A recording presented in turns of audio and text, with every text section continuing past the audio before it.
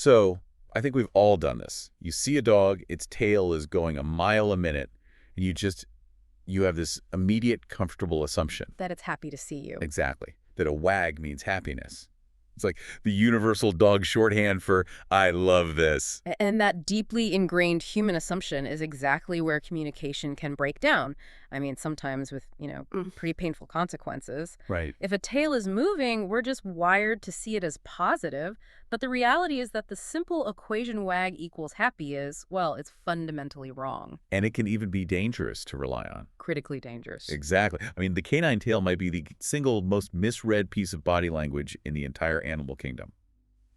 So today on the deep dive, we're unpacking a whole stack of sources. Yeah, we've got everything from clinical veterinary journals and evolutionary ethology to some really fascinating neuroscience research on brain lateralization. All to completely dissect the language of the canine tail. We're trying to move way beyond just, basic observation. The mission here is to decode the precise grammar of this signal. We're talking its speed, its height, its amplitude, and even, this is the amazing part, its directional bias. Right. We want to reveal what the dog is really saying, whether that message is a clear, play with me, or a more cautious, I'm not so sure about this, or even a frantic, please stay away. Okay, let's unpack this and get into the asymmetric science of the tail wag. To really start, I think we have to grasp that dogs are, first and foremost, watchers. Their whole communication system is built on movement. We humans focus so much on vocal tone, on facial expressions, but for a dog, their vision is just highly, highly attuned to motion, much more than it is to color or fine detail. So body language is their foundational vocabulary. And evolution really leaned into that, didn't it? I mean, our sources make it clear this appendage, the tail, it's specifically optimized to be seen. Totally. It's why you so often see things like bushy fur or those light white undersides or even just a distinct dark tip. All visual flag. Exactly. They're all cues designed to maximize the visibility of the tail's movement against, whatever background. So before we even get into the wagging part of it, we have to establish a baseline, right? The neutral position. Yes, the neutral tail carriage. This is absolutely essential context because what's relaxed and neutral varies so dramatically from one breed to another.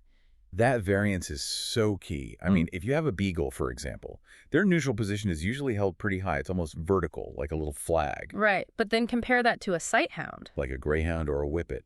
Their tail naturally curls low, often kind of tucked between their legs. And then you've got breeds like a Siberian Husky whose tail curls right over their back. Yeah. You absolutely have to know the dog's default setting before you can even begin to read a change. Precisely. So the moment that tail deviates from its neutral position, The dog is communicating. It's signaling a change in its internal state.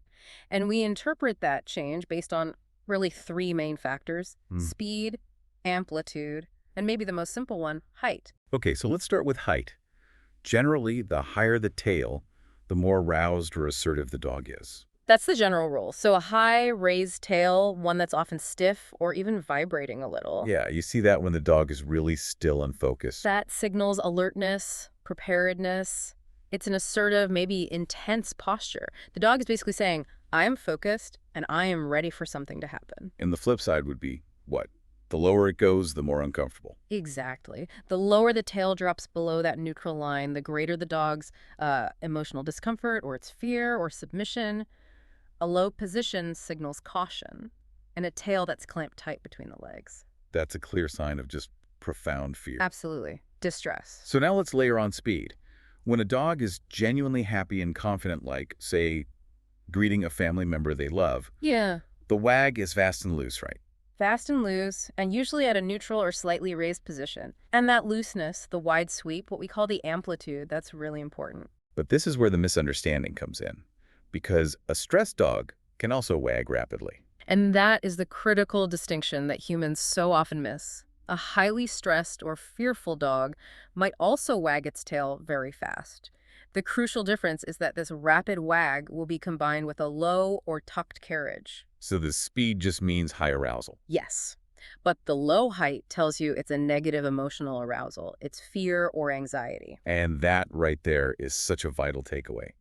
That distinction, a fast, low wag, means fear that could prevent so many bad encounters. It could, because when a person misreads that fast, low wag as friendliness and then, closes the distance, They're essentially rushing a fearful dog. and that collision of miscommunication is what so often results in a defensive snap or even a bite. Wow. So we have to teach ourselves to see that. If it's moving fast and low, it's a warning sign. It's Well, not an invitation. Meet the whole body, always. But yes, that is not an invitation for contact. It's a real shift in perspective. Yeah. But now we're getting into the stuff that, it just elevates this whole understanding, the neuroscience that turns the tail into this, precise emotional voltmeter. Indeed. Because the older research, it focused heavily on height and speed. But the newer studies, they've revealed that tail movement is actually an asymmetric behavior. Asymmetry. Yeah, it's tied directly to brain lateralization.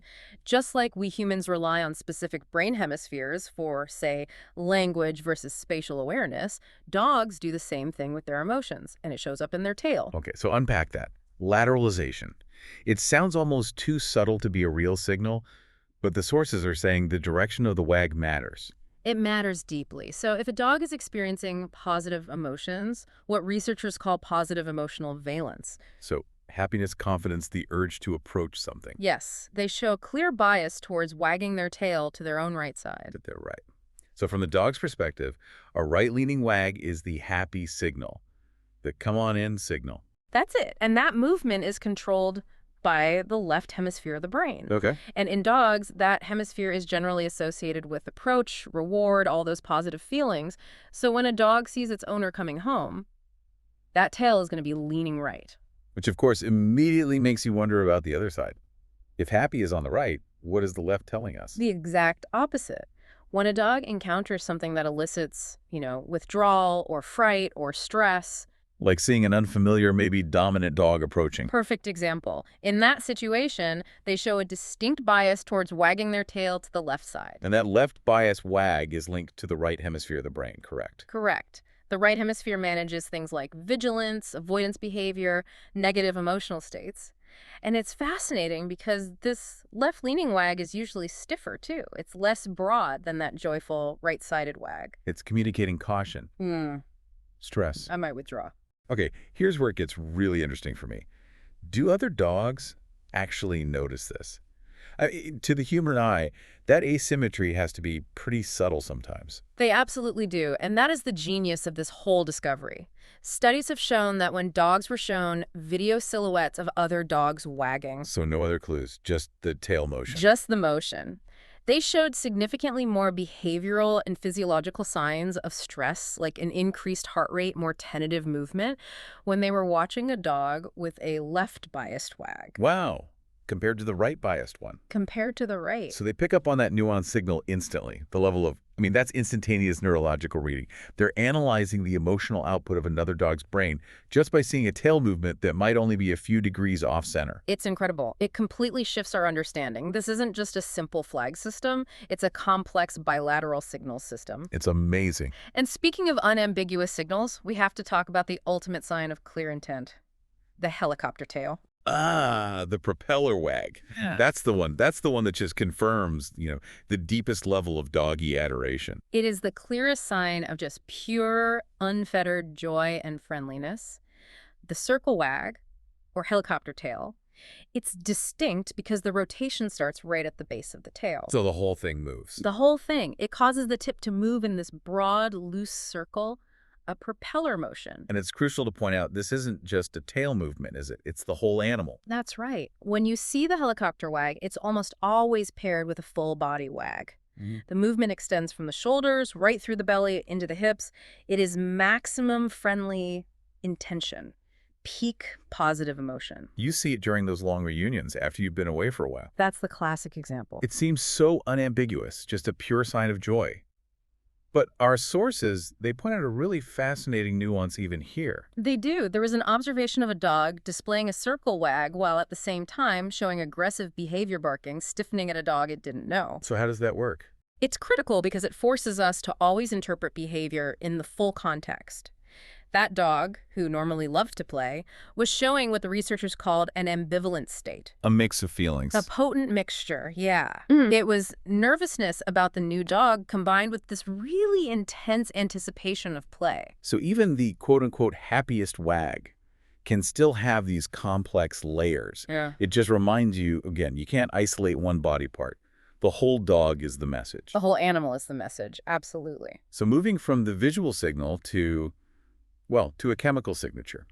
Let's talk about a functional detail that I think most people miss entirely.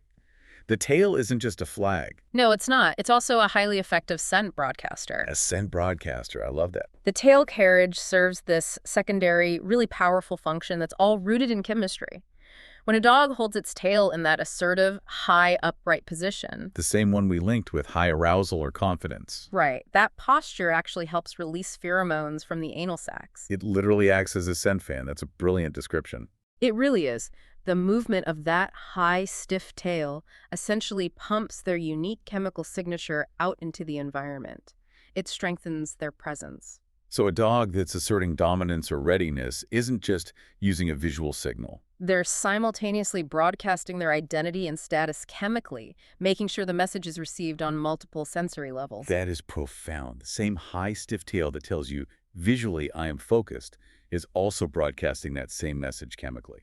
It just highlights how these ancient structures, which probably first evolved for, basic balance in early canids, have been so overwhelmingly specialized by evolution for complex, ritualized communication in the domesticated dog. Which brings us to the biggest evolutionary mystery of all. Why is this behavior so common in dogs, but so rare in their wild cousins, the wolves? The contrast is, it's stark. Especially when you look at their development, their ontogeny. Our sources show that dog pups start wagging their tails at their human carriers as early as 4 to 5 weeks old. That early. Yeah. But wolf pups, even when they're raised in the exact same human environment, they almost never show this kind of rhythmic wagging. So why? Why did dogs acquire this constant rhythmic behavior that's just basically absent in their ancestors? Scientists seem to be a bit split on this. They are. Was the wag an accident, or did we subtly select for it? There are two leading and competing hypotheses. Okay, let's take the first one, the domestication syndrome theory. This idea basically says that all the tail wagging was an unintentional side effect. A byproduct. Humans weren't looking for wagging tails. They were intensely selecting for other traits, mainly tameness and docility. And this theory is backed up by one of the most famous evolutionary experiments ever done, the Russian silver fox experiment. Precisely. For decades, scientists bred silver foxes by only choosing the tamest individuals, the ones who showed the least fear towards humans. And over time, the domesticated foxes unintentionally developed this whole suite of dog-like traits. Floppy ears, spotted coats. And most significantly for our conversation, curled tails and persistent rhythmic tail wagging. And the scientific link there is something called neural crest cells, right? Yes. They're embryonic stem cells that contribute to lots of different tissues. Adrenaline glands, skin pigment, the structure of the skull, and importantly, the tail. The idea is that selecting for tameness involved changes to these cells. And those changes just happen to also affect the tail shape and its tendency to wag. Exactly. Wagging was a genetic hitchhiker. It was an unavoidable consequence of selecting for a calm personality. That makes a lot of sense. But there's a competing argument. There is, and it's far more romantic, I think. It puts the human brain right at the center of the whole process. This is hypothesis 2, the domesticated rhythmic wagging theory. And this one suggests that we did select for it, maybe unconsciously, because of a core trait of our own psyche. Our innate preference for rhythm. Wait, so we unknowingly chose the dogs whose rhythm pleased us the most? It's highly plausible. Think about it. The tail wag is a stereotyped, cyclical, and fundamentally rhythmic behavior. And we know from a ton of evidence that the human brain just loves rhythmic stimuli, specifically patterns that are evenly spaced in time called isochronous patterns. Like music. Or a metronome. Exactly like a metronome. And when we encounter those patterns, they trigger pleasurable responses in our brain. They engage our reward system.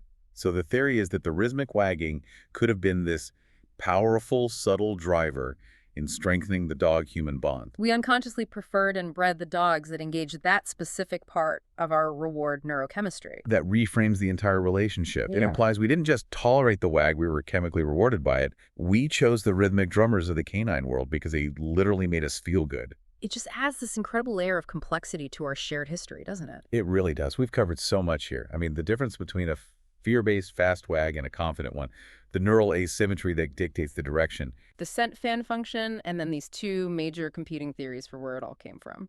The conclusion seems pretty undeniable. A wag is this complex, multidimensional signal.